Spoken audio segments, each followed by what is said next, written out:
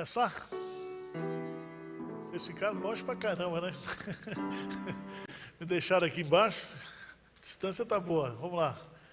Nós estamos estudando a carta de Paulo aos Efésios. Pela manhã estudamos a carta aos Gálatas.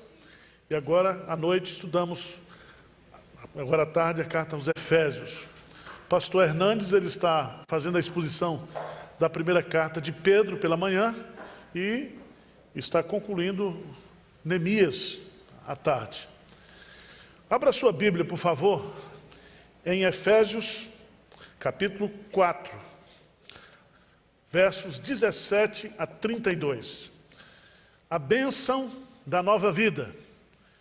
A bênção da nova vida. Nós estamos estudando a carta aos Efésios na perspectiva de que o povo de Deus, a igreja de Deus, é o povo mais abençoado da terra. Nos 16 versículos do capítulo 4, nós aprendemos aqui sobre a bênção da unidade e a bênção da diversidade. E agora nós vamos, nesse primeiro momento, trabalhar a parte da santidade, a bênção da nova vida. Diz assim a palavra de Deus a partir do versículo 17 do capítulo 4. Isto, portanto, digo, e no Senhor testifico, que não mais andeis como também andam os gentios, na vaidade dos seus próprios pensamentos, obscurecidos de entendimento, alheios à vida de Deus, por causa da ignorância em que vivem, pela dureza do seu coração, os quais, tendo se tornado insensíveis, se entregaram à dissolução para, com avidez, cometerem toda sorte de impureza. Mas não foi assim que aprendestes a Cristo. Se é que de fato o tendes ouvido e nele fostes instruídos, segundo é a verdade em Jesus. No sentido de que, quanto ao trato passado, vos despojeis do velho homem, que se corrompe segundo as concupiscências do engano, e vos renoveis do espírito do vosso entendimento, e vos revistais do novo homem, criado segundo Deus em justiça e retidão, procedentes da verdade. Vamos ler juntos aí os versos 25 a 32. Vamos lá? Por isso, deixando a mentira, fale cada um a verdade com o seu próximo, porque somos membros uns dos outros. Irai-vos e não pequeis. Não se ponha o sol sobre a vossa ira, nem deis lugar ao diabo. Aquele que furtava, não furte mais. Antes trabalhe fazendo com as próprias mãos o que é bom, para que tenha com que acudir ao necessitado.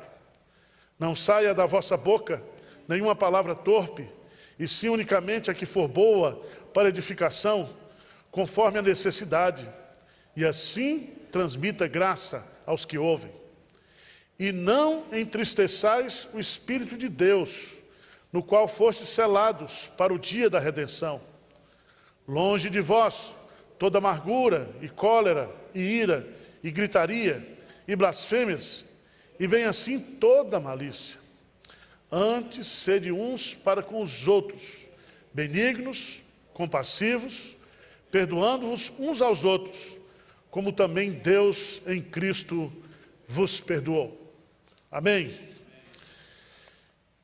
Esse trecho está dividido em duas partes. Nós vamos falar aqui sobre a vida antiga e a vida nova. A vida antiga e a vida nova.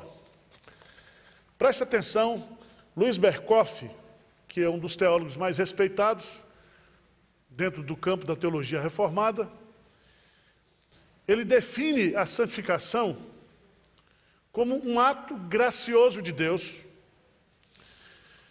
de contínua operação do Espírito Santo na nossa vida, libertando-nos do pecado, justificando da corrupção antiga e principalmente renovando a nossa natureza, a imagem e a semelhança de Jesus Cristo. Isso é um termo teológico, né? Se a gente for colocar ponto de vista para você entender bem, assim, bem simples, bem grosseiramente, é o seguinte: o Espírito Santo vai deletar da sua vida, da sua mente, do seu coração, os hábitos que você tinha antes de se converter. E vai, né, colocar na sua memória os novos hábitos. Está entendendo como é que é? Você antes não era crente. A sua vida era determinada por alguns hábitos, por alguns comportamentos, por alguns pensamentos. Agora você foi regenerado, você foi convertido. E a sua luta vai ser agora desconstruir essa vida antiga e reconstruir uma vida o quê? Nova. Está entendendo ou não? Está dando para entender? Paulo vai usar aqui umas linguagens, né? Uma linguagem que ele fala aqui, né, do velho homem e do novo homem. Veja no versículo 22, no sentido de que quanto ao trato passado, vos despojeis do velho homem. Ele usa a figura aqui de você tirar a roupa, despojar, certo? Ou devestir-se, tirar as vestes do velho homem e você vai se revestir, veja no versículo 24, e vos revistais o quê? Do novo homem. Aquele velho homem que você tinha foi criado por Deus, mas tinha a natureza do primeiro Adão. Você herdou a sua natureza de Adão, primeiro Adão. Natureza pecaminosa. Lembra que Davi diz? Em pecado e concebeu o quê? Minha mãe. Eu agora nasci de novo. Eu agora fui regenerado. Então agora eu tenho que mudar esses hábitos antigos. Mudar esses hábitos antigos. Isso é uma coisa, meus irmãos, que do ponto de vista teórico é muito simples, né?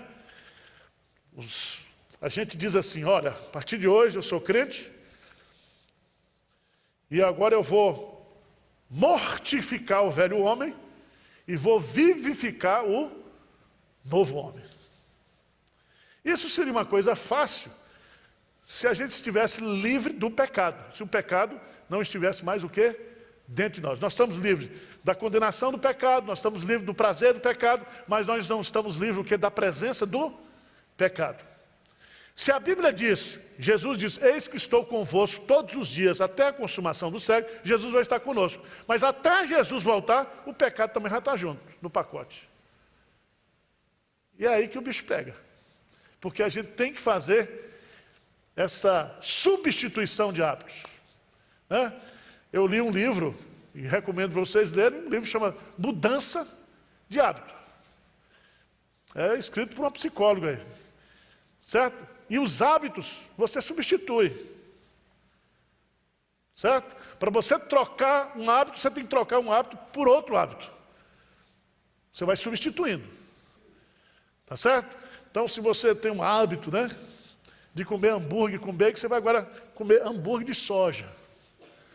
Isso é uma coisa muito simples para você fazer. Você vai ter que mudar. E esse processo se dá através do quê? De uma luta espiritual. Foi o que nós estudamos em Gálatas. O nosso corpo, a nossa mente, o nosso coração é um campo de batalha espiritual, onde a carne milita contra o espírito e o espírito contra a carne, cada um querendo impor a sua vontade. Isto posto, vamos caminhar um pouquinho aqui. Vamos pegar os versos 4, capítulo 4, versos 17 a 19. 17 a 19. Antes de falar sobre a santificação, Paulo fala da depravação humana. E a Bíblia ensina o quê? Que o homem, sob o pecado, está totalmente depravado. O que significa essa depravação total? Significa que a corrupção do pecado, ele abrange todas as partes da natureza do homem, todas as faculdades, poderes da alma e do corpo. Significa também depravação total que eu posso ter até uns atos socialmente, moralmente, juridicamente justos, mas do ponto de vista espiritual eu não posso fazer absolutamente nada para mudar minha situação, porque eu estou morto no meu delito e no meu pecado. Eu não tenho forças para mudar a minha vida espiritual. Então veja o que Paulo vai colocar aqui. Vamos ver algumas palavras-chave aqui. Ele diz isto, portanto digo e no Senhor testifico, que não mais andeis como também anda o quê? Os gentios. Você não vai mais andar. Agora, você vai andar de uma forma diferente. E a pergunta é, que ele vai explicar para nós aqui, como é que os gentios andam? Como é que você andava antes de ser regenerado? Primeira coisa que ele vai colocar aqui é pensamentos vaidosos ou mente vazia e sem objetivo de vida. Veja aí o que ele vai dizer. Os gentios, na verdade, na vaidade dos seus próprios, o quê? Pensamentos. Então veja bem, nós pensávamos de uma maneira antes de nos convertermos. Os nossos pensamentos estavam fundamentados e eram caracterizados pelo quê? Pela vaidade. Por isso que quando fala de arrependimento na Bíblia, fala de mudança, o quê? De mente. Eu tinha um conceito da vida, eu tinha um conceito de pecado, eu tinha um conceito de certo e errado. Agora que eu virei crente, o que me transformei em crente, agora a minha forma de pensar é diferente. Paulo fala que a mente ou o intelecto é infrutífero, fútil e sem propósito. Suas vidas são uma série de expectativas frustradas. É como Salomão diz lá em Eclesiastes 1, 7 e 8. É como correr atrás do vento. Tudo é vaidade. Segunda coisa que ele vai colocar aqui, ele continua descrevendo, né? Os gentios na vaidade dos seus próprios pensamentos, versículo 18. O que diz aí? Obscurecidos de... O que significa isso? Se os pensamentos são vaidosos, o entendimento é cego, está nas trevas. A mente dele, o entendimento dele, a compreensão dele é completamente nula, porque é um entendimento que está nas trevas, obscurecido. Veja, por favor, vamos voltar um pouquinho aí, 2 Coríntios, por favor, 2 Coríntios.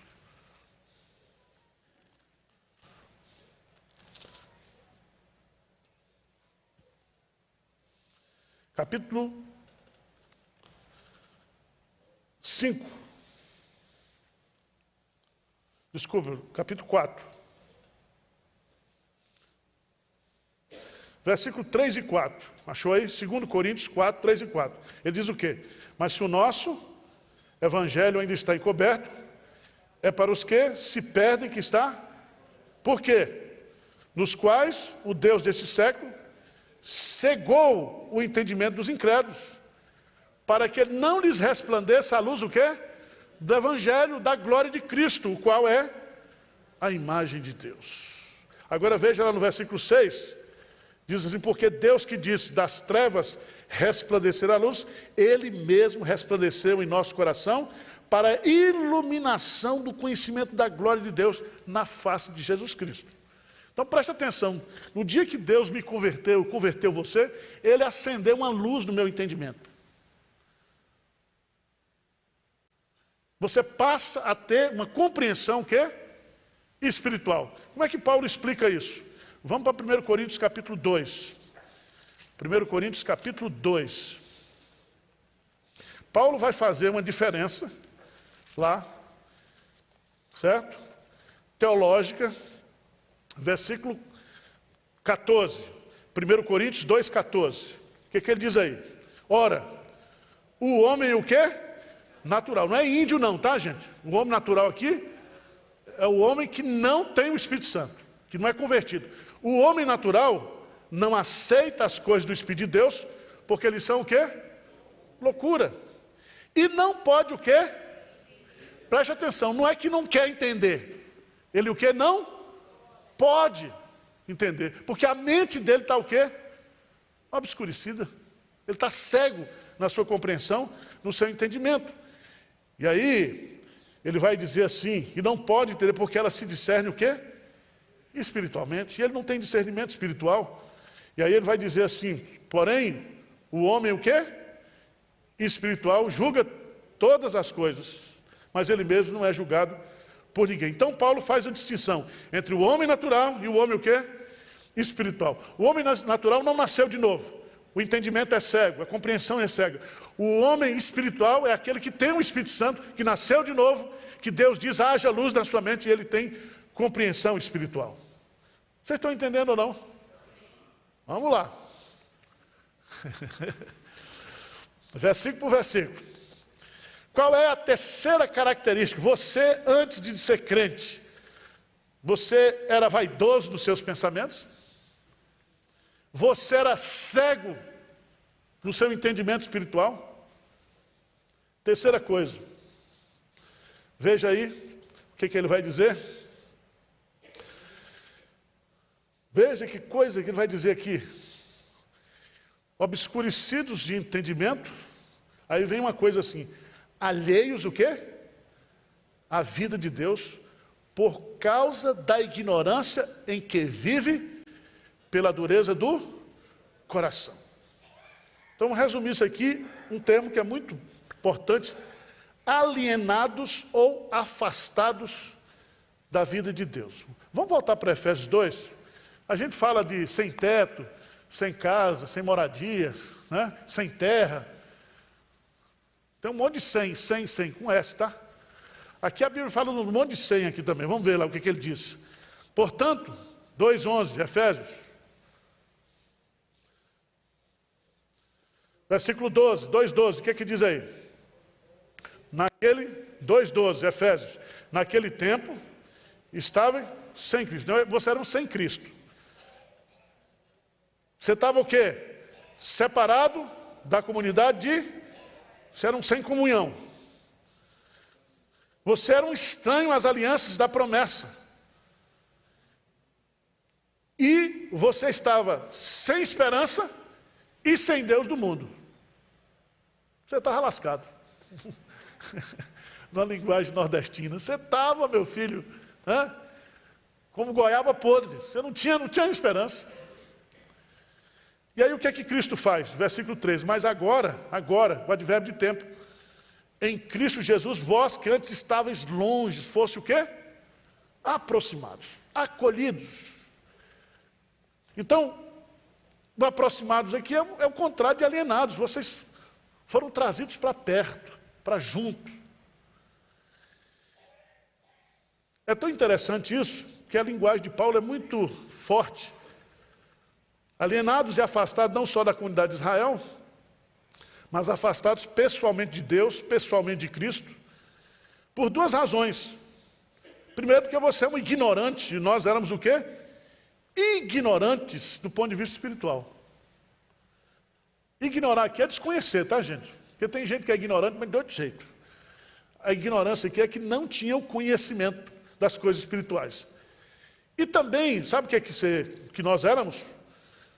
Nós estávamos afastados pela dureza de seu coração. Isto é, coração petrificado ou sem nenhuma sensibilidade. Logo, nós somos ignorantes ou inabilitados para compreender e perceber o quê?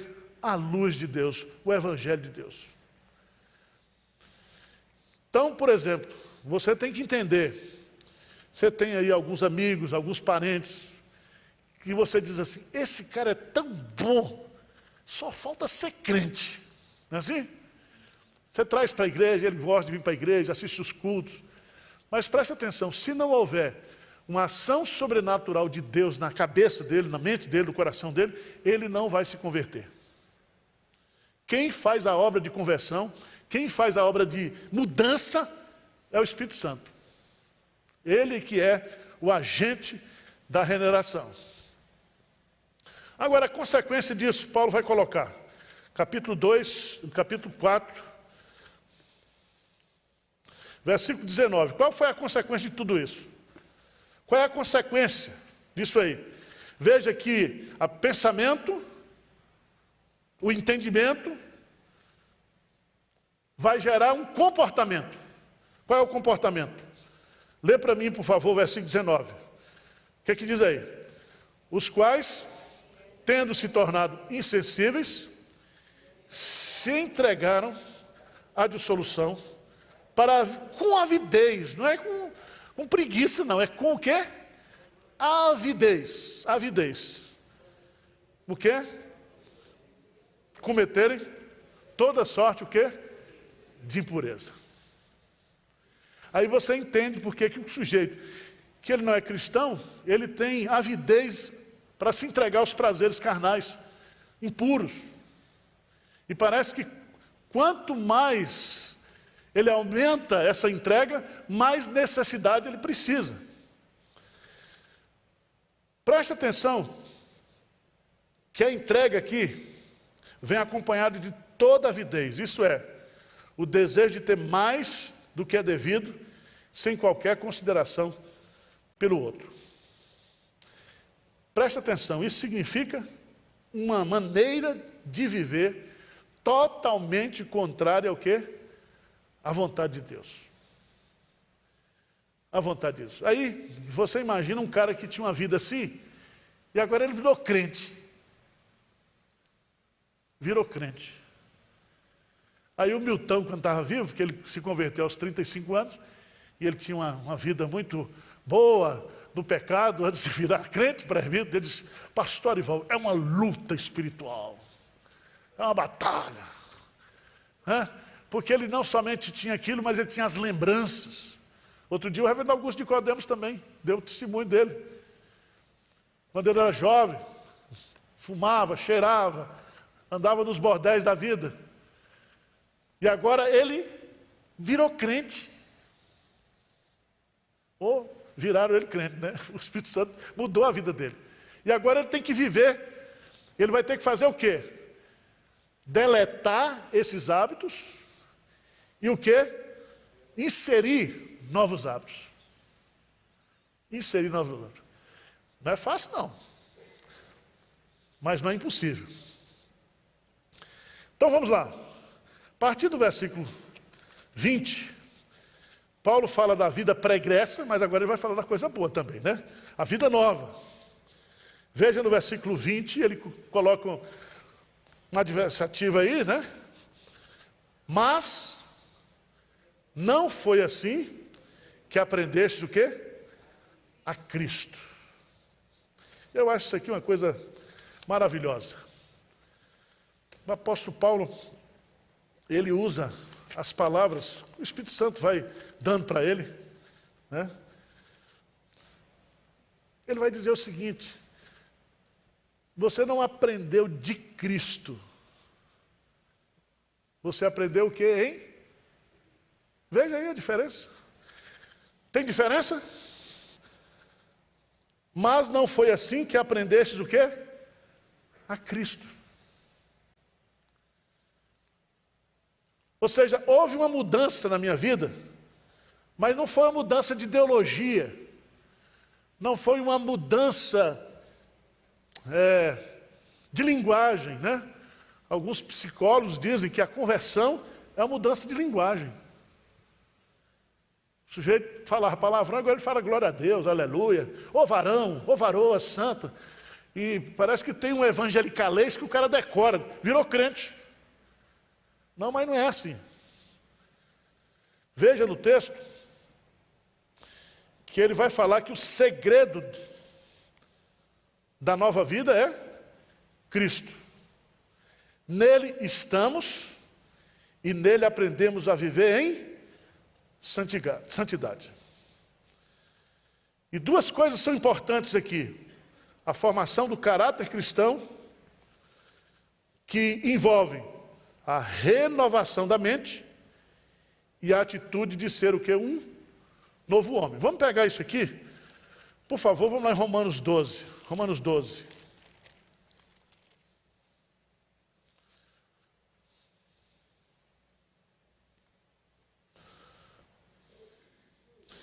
Romanos 12, 1 e 2. Rogo-vos, pois, irmãos, Paulo está falando do que? Da nova vida. Está aí na sua Bíblia. Rogo-vos, pois, irmãos, pelas misericórdias de Deus, que apresenteis o vosso corpo por sacrifício vivo, santo e agradável a Deus, que é o vosso culto, o quê? Racional. Antes, você se entregava com o quê? Avidez a todo tipo de impureza. Agora você vai entregar, porque a geografia da santificação é o corpo.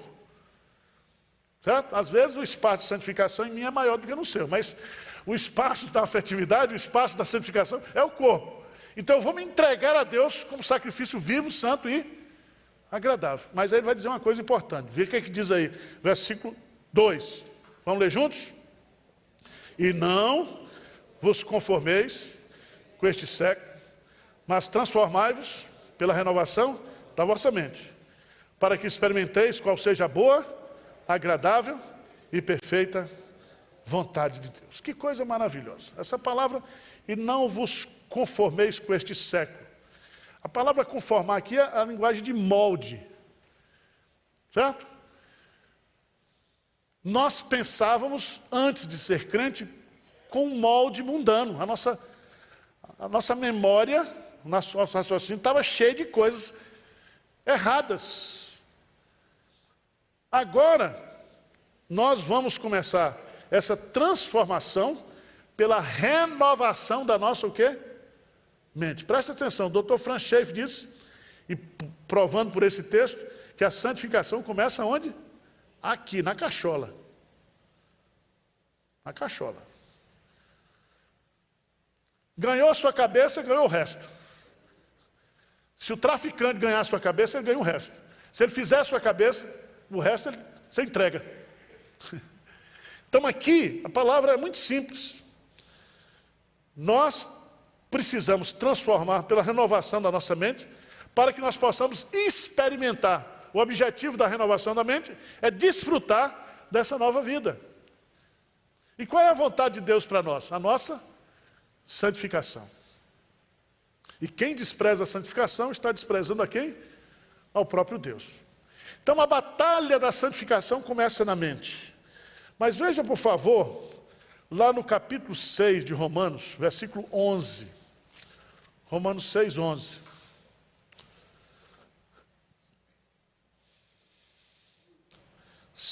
O que é que diz lá? Mente e atitude agora. Ele vai dizer assim, o que é que diz o versículo 11?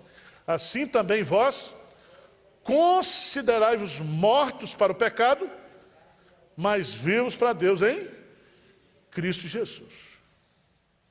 Então você era um homem que gostava da noite, da balada, e agora você virou crente.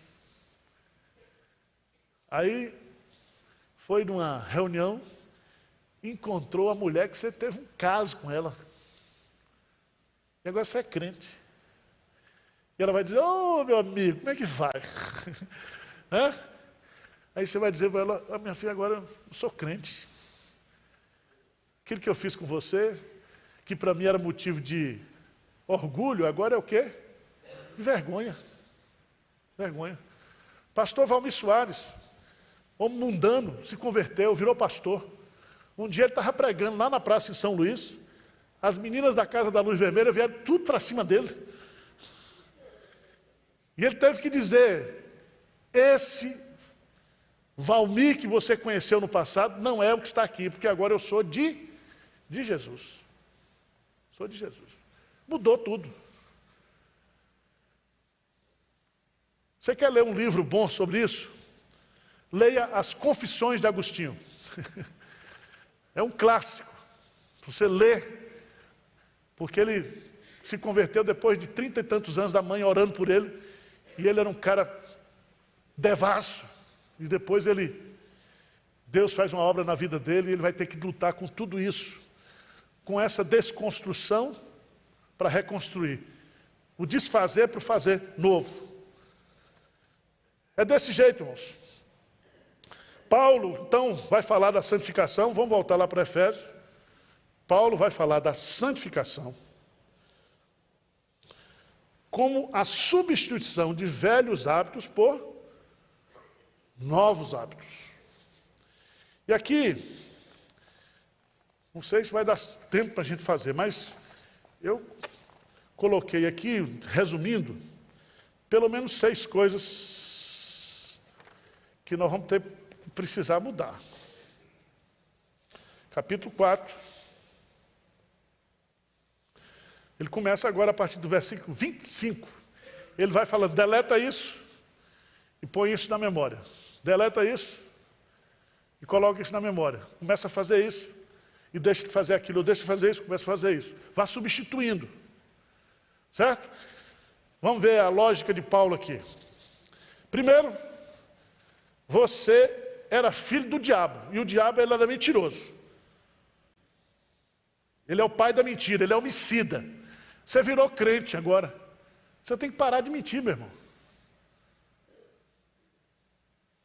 Então, uma incoerência, não pode ter um crente mentiroso. Então, o que ele vai dizer aqui? Versículo 25, o que ele diz aí? Por isso, deixando a mentira. Você põe assim, deletando, deixando a mentira. Substitua a mentira para falar o quê? A verdade. Verdade. Tem crente que mente. Mente às vezes por necessidade. Tem um hábito de mentir. Tem pastor que mente. Inventa história. Eu tinha um rapaz que frequentava lá em Jigueira e disse, pastor, o senhor conta umas histórias aí que não, é difícil eu como advogado verificar se é verdade. Eu falei, você tem que acreditar, porque eu leio nos livros essas histórias aí. Eu conto. Mas, gente, presta atenção.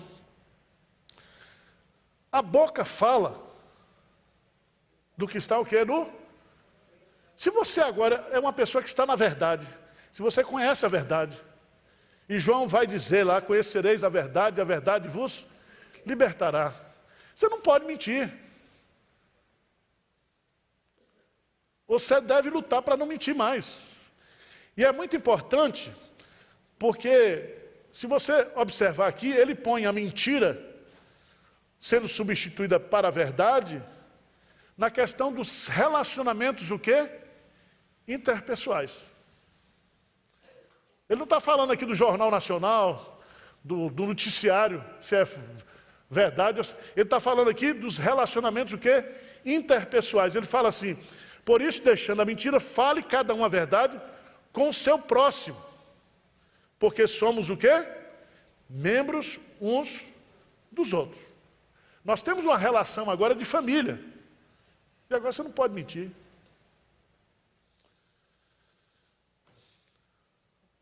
A palavra mentira no grego é a palavra pseudos, que significa qualquer tipo de falsidade. Então você tem o pseudo-milagre, o pseudo-mestre, o pseudo-ensino e o pseudo-crente, ou seja, o falso. Aquele que não é verdadeiro. Jesus é a verdade. Jesus diz assim, eu sou o caminho, a verdade e a vida. Ninguém vem ao Pai senão por mim. Você, através de Jesus, que é a verdade, passa a ter um relacionamento verdadeiro com o Pai. E esse relacionamento verdadeiro que tem com o Pai, isso vai afetar os seus relacionamentos interpessoais. Isso é uma coisa que a gente precisa entender. Abra a sua Bíblia, por favor, lá em João. Carta de João, segunda carta de João, deixa eu ver. Lá, antes de Apocalipse, tem as cartas de João. Primeira carta, segunda carta, terceira carta. Terceira epístola de João. Terceira, antes de Judas.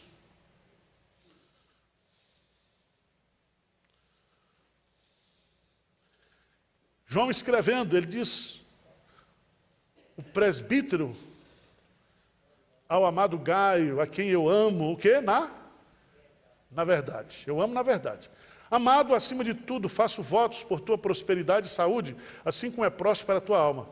Pois fiquei sobre modo alegre pela vinda de irmãos e pelo seu testemunho na tua verdade, como tu andas, ou o quê? Na verdade. Lê comigo o versículo 4.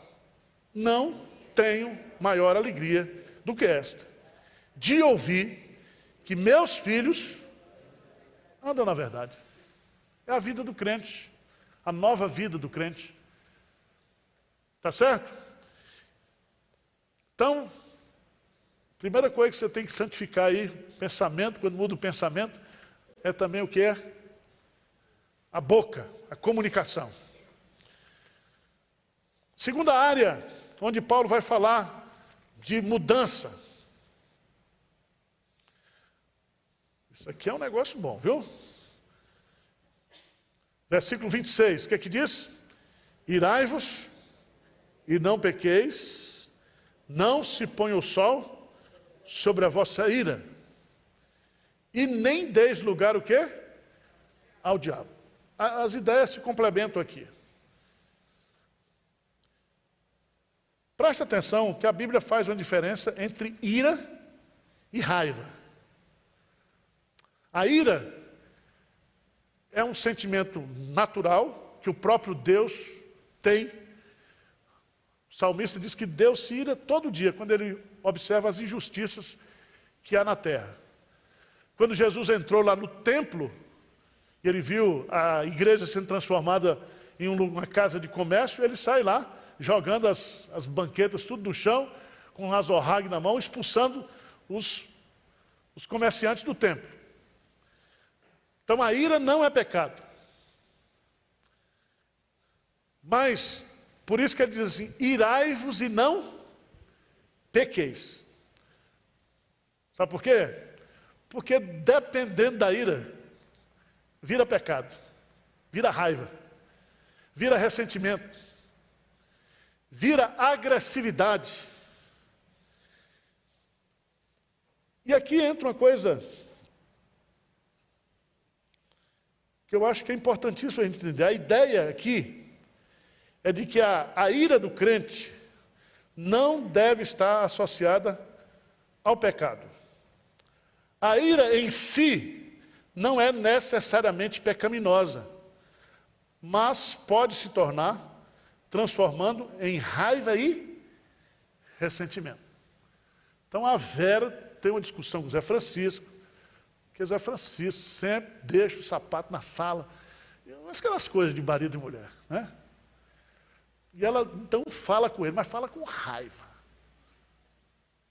Raiva. Certo? Aí o Zé ouve, ao invés de pegar o sapato, não, fica pirraçando a mulher. Aí essa raiva pode se tornar em quê? Essa ira pode se tornar em quê? Raiva. Ressentimento. Ela pode pegar o sapato e ir lá e dar na cabeça dele. Tá certo? E geralmente, quando você está com raiva, mulher é sempre assim, os homens não. A mulher lembra das raivas do passado. Ela tem uma memória, né, que não traz esperança, não, traz é briga mesmo. Coisa que a gente já esqueceu, que já perdoou, já foi para o Calvário, já foi para a ressurreição, ela traz de volta. É tão interessante isso, por que que diz aqui, não se ponha o sol sobre a vossa ira? Ou seja, não durma com a ira, com a raiva para outro dia. Certo? Não se ponha o sol sobre a vossa ira. Então você que é casado, tem uma discussão, tem uma briga, começou de manhã, mas quando for à noite, faz as pazes. Certo? Coisa que mulher gosta de ouvir. Eu errei, me perdoa. Certo? Errei. Outra coisa que mulher gosta de ouvir. Você tem razão. Você está certa. Certo? Doutor Antônio Elias, eu perguntei, doutor Antônio Elias, o senhor está casado há 50 anos com Dona Maria José. Qual é o segredo? Ele disse, pastor Ivan, é muito simples, eu concordo com tudo que ela diz e faço tudo do meu jeito. Aí está resolvido. Que o que ela quer ouvir mesmo é assim, Você tem razão, minha filha. Hã? Irmãos, a ira é uma semente. E essa semente pode criar o quê? Uma raiz. E uma raiz que tem semente de raiva, de ira, vira o quê? A amargura. Amargura. Vamos lá para Hebreus, por favor. Hebreus, capítulo 12.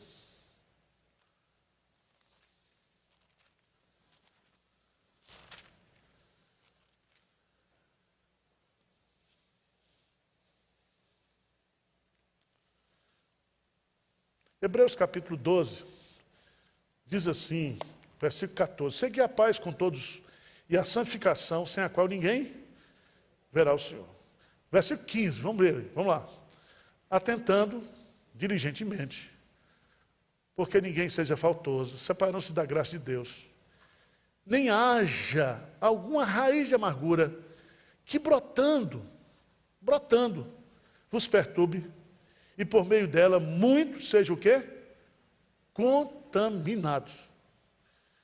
Então, a ira pode ser uma semente que pode virar uma raiz e que pode gerar depois frutos de amargura, de descontentamento.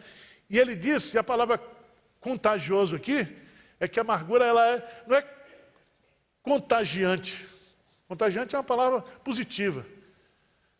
É aquilo que uma bactéria gera, uma espécie de epidemia. Quer dizer, é algo que vai trazer consequências destrutivas, tanto para quem sente, quanto aquela pessoa que é o alvo desse ressentimento. Então, vamos tratar do coração. Não durma com mágoa, ou guarde a ira de um dia para o outro. E aí vem uma coisa perigosa. O grande perigo do ressentimento, ou do estoque de mágoa, é que dá um ponto de apoio para o diabo. Por isso que Paulo diz assim, nem deis lugar ao quê? Ao diabo. O diabo pode se aproveitar da nossa ira para transformá-la em rancor, ódio e ressentimento. Por exemplo, às vezes você vê briga no trânsito. O sujeito tem a colisão, e aí ele é tomado de uma ira, e se a outra parte não controlar ali, eles matam o outro, sai no braço. E o diabo entra no meio. E muitos homicídios e muitas tragédias, elas acontecem justamente porque houve uma semente de ira e essa ira não foi abafada, não foi controlada. E aí, meus amados irmãos, a ira ou a raiva, ela cega a pessoa. Cega. Por isso que muita gente faz coisas que se arrepende depois porque fez no meio da ira, no meio da raiva. E o diabo aproveita isso aí. Então, abandone a mentira e fale a verdade. Irai-vos, mas não deixe que isso se transforme em pecado. Vamos lá para a terceira coisa. Terceira coisa, versículo 28. Antes de você ser crente, você roubava. E furtava, né? Qual é a diferença de furto e roubo? Hein? Não tem violência, é escondido, né? Você antes trabalhava na empresa e tinha um caixa da empresa, você de vez em quando botava uns dinheirinhos na cueca e saía, escondido da câmera. Você não era crente, mas agora você virou crente. E ele vai colocar aqui claramente isso. Aquele que furtava, não furte mais. Então, pare de furtar.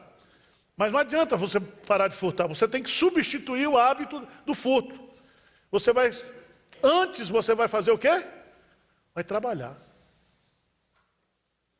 Trabalhar. Fazendo com as próprias mãos o que é bom. Porque antes, quando você furtava, o furto não é uma coisa boa, mas agora você virou crente.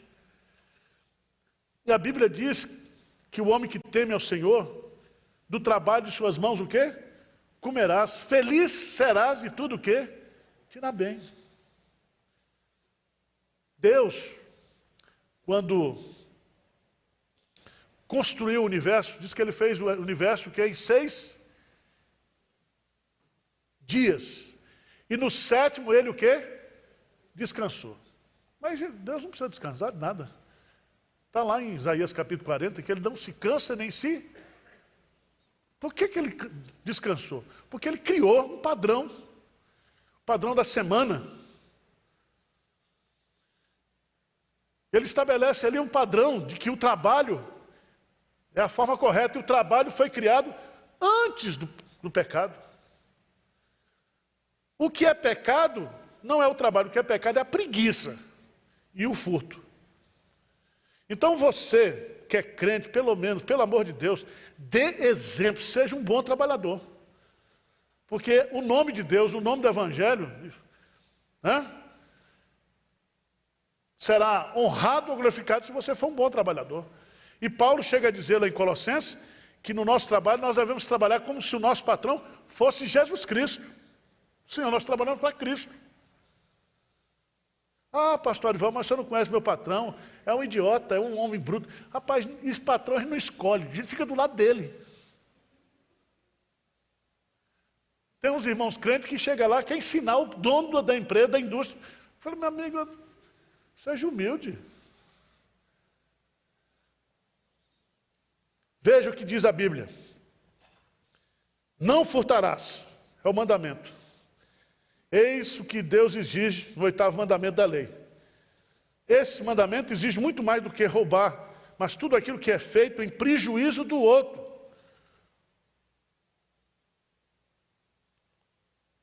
Às vezes você quer fazer um negócio, mas você quer passar a perna no outro. Isso é roubo. Certo?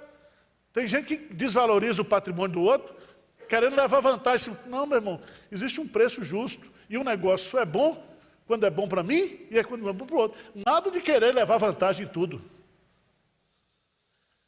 Aqui o texto vai nos ensinar também que o cristão não deve apenas deixar de furtar ou roubar, mas trabalhar com as próprias mãos, satisfazer as suas necessidades e acudir o necessitado. Então aqui, sua filosofia antes da conversão. O que é teu é meu. Agora que você virou crente, como cristão, você vai dizer, o que é meu e também é teu. Eu estou aqui para abençoar a sua vida. Ok? Estou achando que vocês não estão gostando da aula, não. Estou fazendo de tudo aqui, tá? Para melhorar. 4º hábito que precisa ser mudado. Esse aqui, você não tem problema, não. Versículo 29. 29. O que significa aí? Não pronuncie palavras torpes, mas palavras o quê? Construtivas. Não saia da vossa boca nenhuma palavra torpe, se unicamente a que for boa para edificação, conforme a necessidade, e assim transmita graça aos que ouvem. Irmãos, tem crente que fala palavrão. Demais. E às vezes, ele sabe tanto palavrão, que numa hora de raiva ele põe para fora. Ele abre a caixa de ferramenta. Você fica assim espantado. Não, o cara é tão santo, mas... Tem palavrão que nem eu sabia. Mas o irmão sabe. Mas aqui há uma coisa que eu acho que são... Eu destaquei aqui três lições aqui, nesse versículo 29. Não saia da vossa boca nenhuma palavra torpe. A melhor tradução seria assim, toda palavra pútrida de sua boca, não a deixe o quê? Sair. A palavra torpe significa podre. E refere-se a vegetais podres ou a peixes o quê? Estragados. Não está falando de bafo, tá? Não é bafo, não. Aqui está falando daquela... Sabe aquela palavra que vem como torpedo? Aquela palavra que não abençoa. Aquela palavra que não transmite graça. Aquela crítica ferina.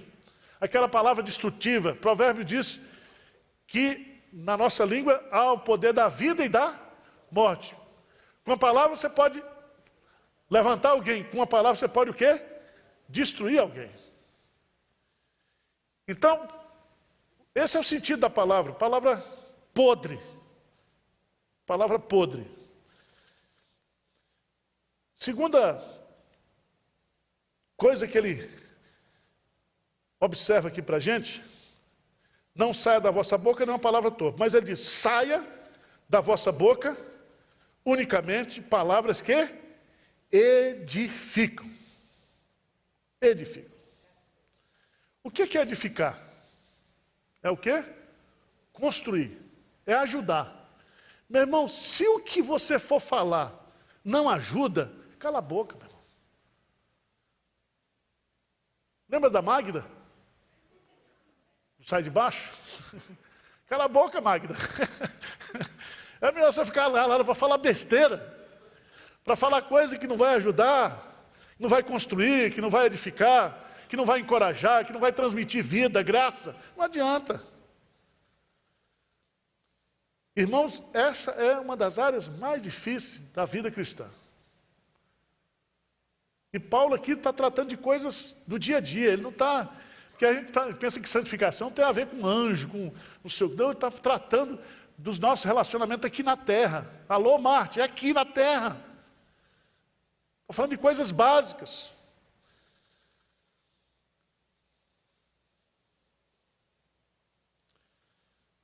Aquele que fala sem refletir, assemelha-se ao caçador que dispara sem apontar.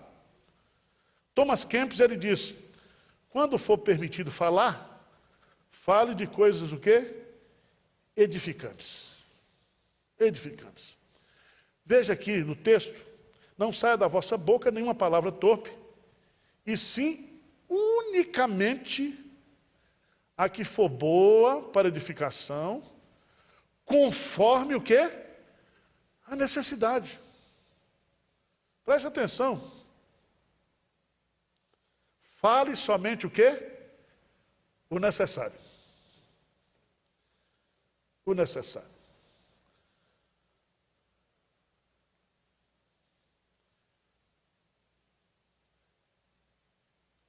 Você sabe que algumas pessoas, eu mesmo tenho muita dificuldade nessa área, que eu falo demais. E dou muita opinião quando eu devia ficar calado. Certo? Tem uma oração que o salmista nos ensina, se eu não me engano é no Salmo 141, ele faz uma oração dizendo assim, põe um anjo à porta dos meus lábios. Mas um anjo com espada. Para quando você for abrir a sua boca, pense se aquilo que você vai falar é algo o quê? Necessário. Necessário. Irmãos, se existe uma coisa que não dá para voltar atrás, é aquilo que nós falamos.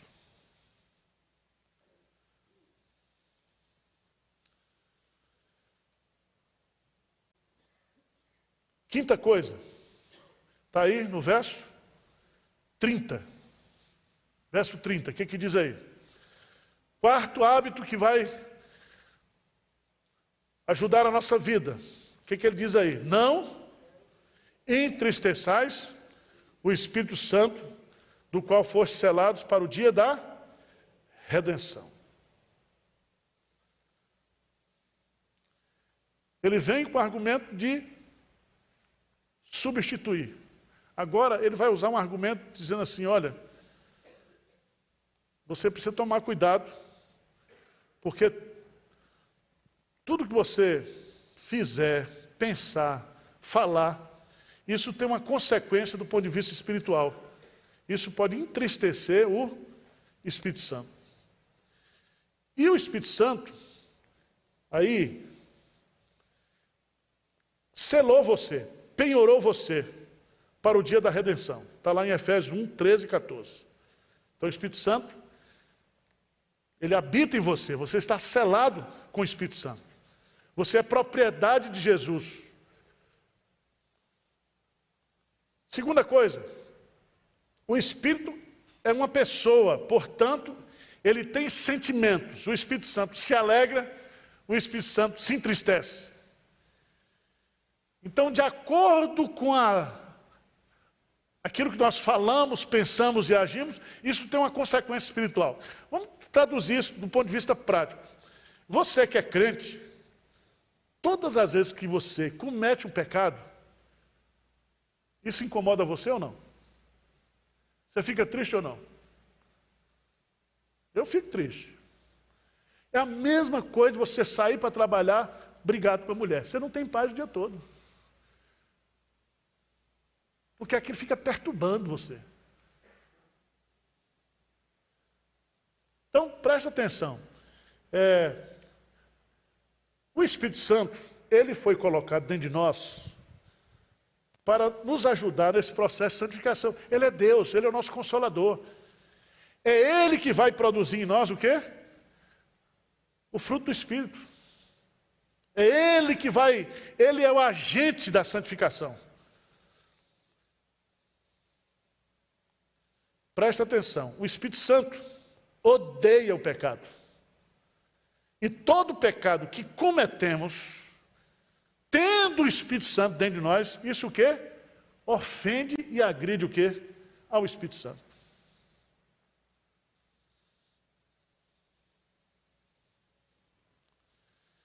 Pensa nisso. Para encerrar, Paulo vai falar de uma coisa que vocês não têm, só eu tenho. Ele vai colocar aqui no versículo 31 e 32. Vamos ler juntos aí? Longe de vós toda amargura e cólera e ira e gritaria e blasfêmias, bem assim toda malícia. Presta atenção, ó, os pecados que ele amarga. Amargura, cólera, ira, gritaria, blasfêmias e malícia. Veja que tudo isso está no âmbito do relacionamento, tá ou não está? O que gera isso aqui, o que alimenta isso aqui são os relacionamentos o quê? Interpessoais. Quer seja dentro de casa, quer seja no trabalho, quer seja na igreja. Nós expressamos esses pecados, ou podemos praticar esses pecados na área do relacionamento. E aí ele vai colocar uma expressão assim, longe de vós. O que significa isso? Longe de vós. Mantenha sempre isso que há à distância. Se for possível, fuja disso. Você que, quando pega a estrada para viajar, geralmente, no fundo da carroceria do caminhão tem o quê? Mantenha distância. Então, a ideia é a mesma, que é fique longe, mantenha-se longe. Porque você sabe que qualquer bobeira que você dá, isso aqui vai surgir, vai acontecer. Um acidente vai acontecer. Mas veja, o que ele vai dizer? Longe de vós, mas ele diz antes, ele está dizendo aqui, deixa isso distante de vocês e traga para perto de vocês o quê? Sede uns para com os outros, benignos, compassivos, perdoando-vos uns aos outros. E aí vem o referencial, como também Deus em Cristo vos perdoou. A ideia aqui, não sejam maldosos ou amargos, mas bondosos e amorosos. São 6 atitudes negativas que devem ser substituídas, pelo menos por essas 4 aí que são o quê? Positivas. Gente, é o seguinte, um hábito anula o outro. Um hábito substitui o quê? O outro. É pedagógico a entender. Deleta e insere. Deleta e insere. Deleta e insere. Não vai ser tão simples. Ctrl-V, Ctrl-C, Ctrl-C, Ctrl-V, mas nós vamos ter que lutar. E o Espírito Santo vai nos ajudar nesse processo. Encerrando. Vocês entenderam o texto? Versos 17 a 24, a vida velha. 25 a 32, a vida nova. No próximo capítulo, no capítulo 5, nós vamos aprender, e aí Paulo vai trabalhar o que é santificação a partir daquilo que nós somos, da nossa identidade espiritual. Então, 3 aplicações práticas para nós aqui. Hoje nós aprendemos que vida cristã é vida nova, é mudança, é transformação, é crescimento. Segundo, aprendemos que santificação é mudança de hábitos. Mudança de hábitos. Terceiro, aprendemos que a mudança de vida é porque houve uma mudança de senhor ou de senhorio.